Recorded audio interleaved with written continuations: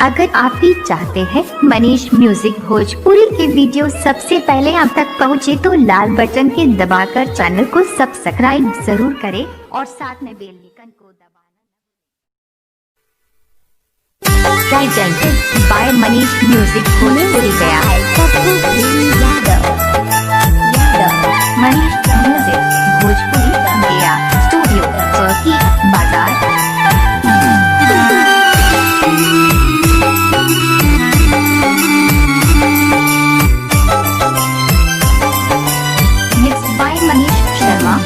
पलंगे पिया सुतई गे माई भर हरिया निंदा टूटई गे माई। पलंगे पिया सुतई गे माई भर हरिया निंदा टूटई गे माई। जब साथे पियावा सुतई गे माई पसीना खूब छूटई गे माई।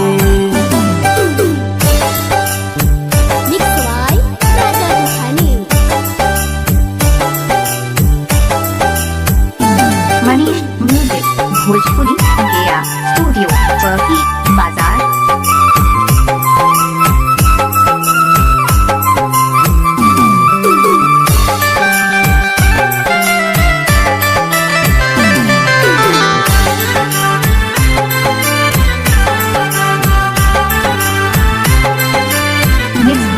भर हरिया निंदा टूटई गे माई करपटे चुड़िया फूटई गे माई।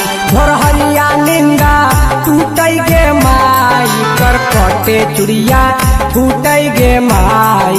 पलमुआ चप उठई गे माई की मजा खूबे लूटई गे माई।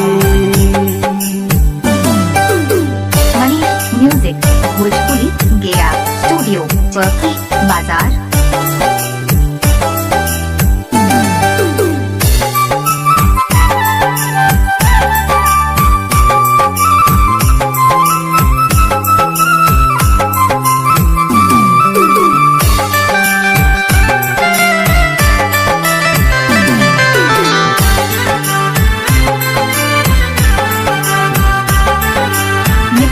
मनीष शर्मा केहुनिया चोटा लागई गे माई बालमुआ मोरा रुसई गे माई।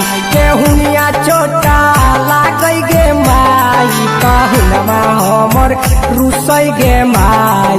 कि हमें कुछ बोलियो गे माई बालमुआ हमर सुतई गे माई। मनीष म्यूजिक भोजपुरी गया स्टूडियो चौकी बाजार।